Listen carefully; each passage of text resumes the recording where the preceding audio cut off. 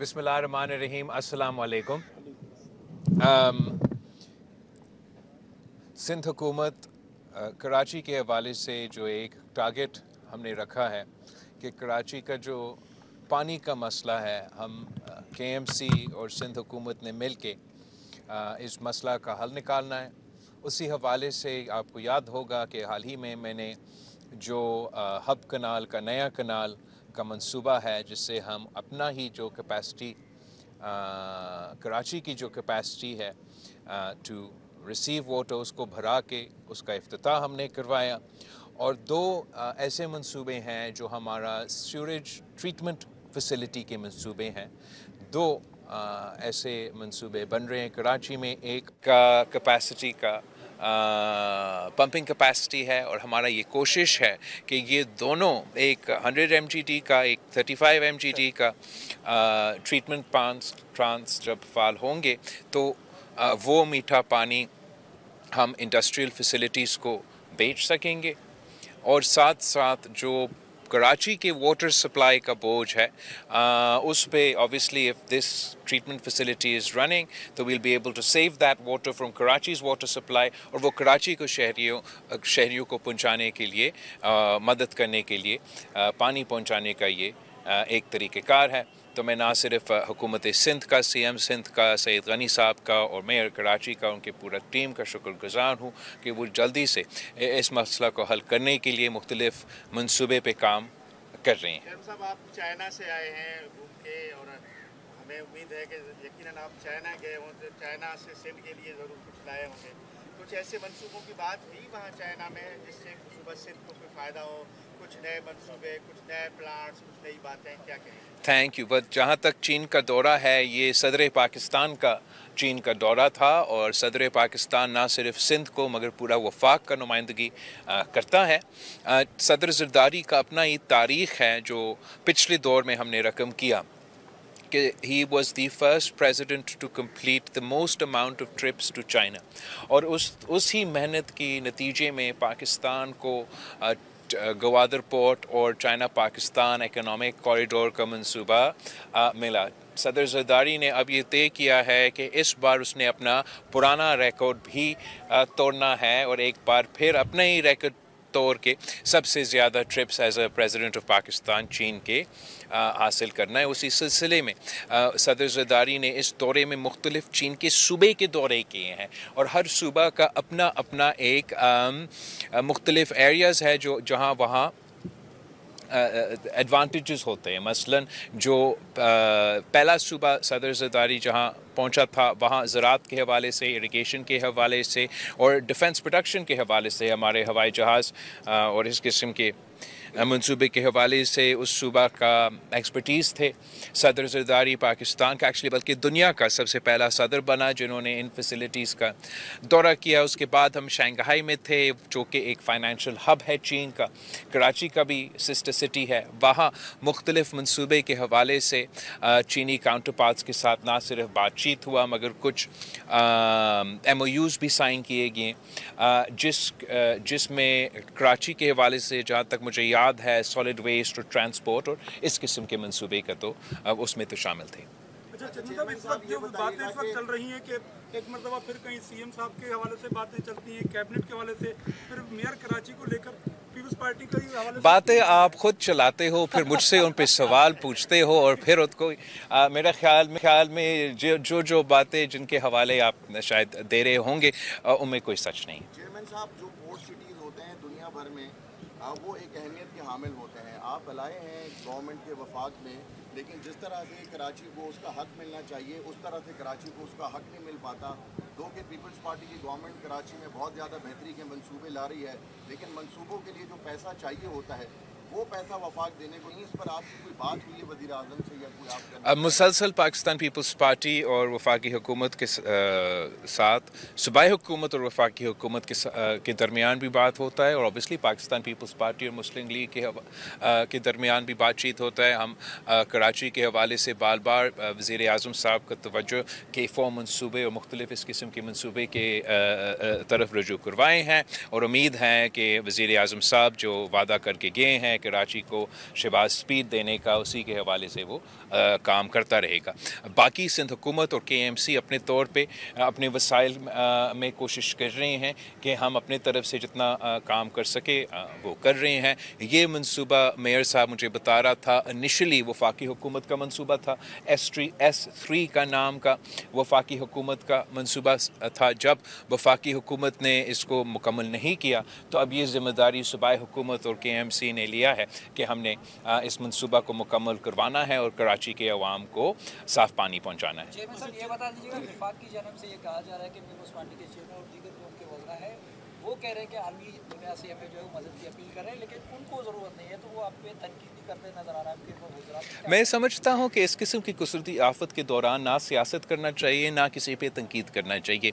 आपने देखा होगा कि किस तरीके से सिंध में मुख्तलिफ कुदरती आफत आते हैं। हम हमेशा सियासत नहीं करते, मगर हमारा मुखालिफिन या हमारा साथी, चाहे वो वफाक में हो या किसी और सूबे में हो, हमारा अपना सूबे के क्यों ना हो, वो कोई मौका नहीं छोड़ते सियासत करने का।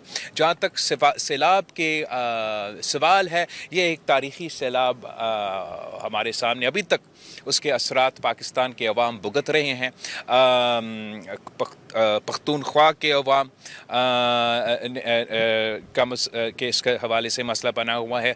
गिलगित बल्तिस्तान में काफ़ी लोग मुतासिर हुए हैं। सूबा पंजाब के हवाले से 4.7 million people of Punjab have been affected by this flood, और जो सबसे ज़्यादा मुतासिर हुए हैं वो जनूबी पंजाब के अवाम मुतासिर हुए हैं।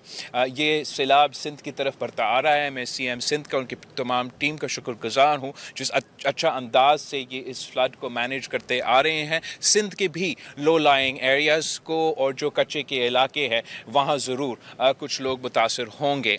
हम वज़ीर आज़म साहब के शुक्रगुजार हैं कि जब मैंने पंजाब का दौरा किया और वहाँ के अवाम ने मुझसे रिक्वेस्ट की कि मैं वज़ीर आज़म साहब से बात करूँ कि एग्रीकल्चर इमरजेंसी और क्लाइमेट इमरजेंसी नाफिज करके ज़राअत के शोबे को रिलीफ दिया जाए।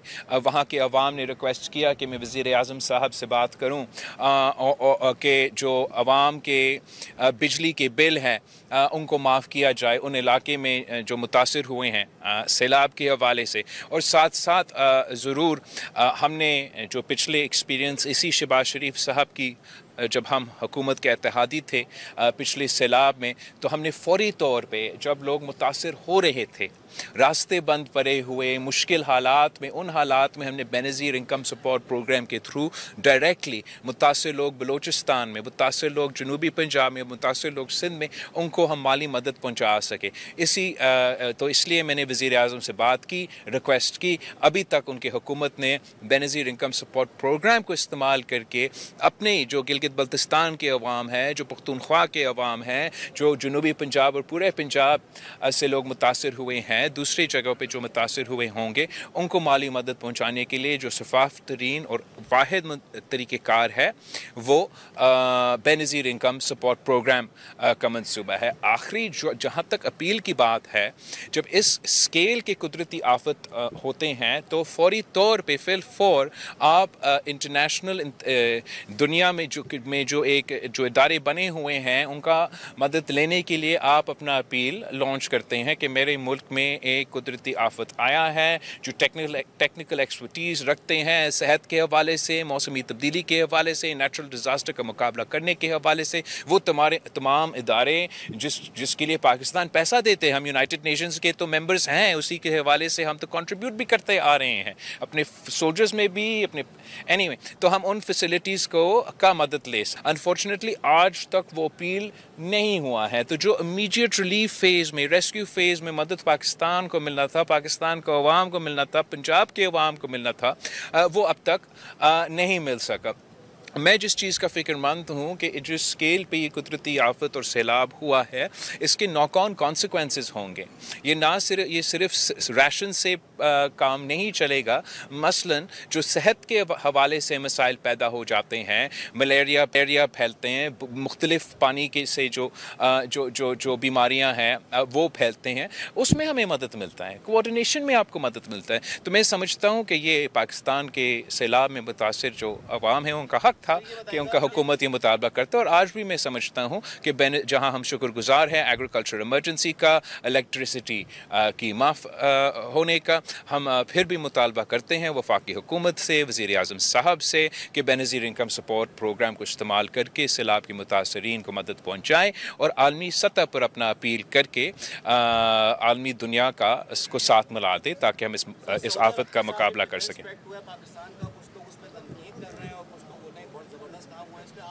मैंने तो कोई तनकीद नहीं देखा, मैंने सिर्फ तारीफ़ सुना है और तारीफ़ का लायक तो काम है।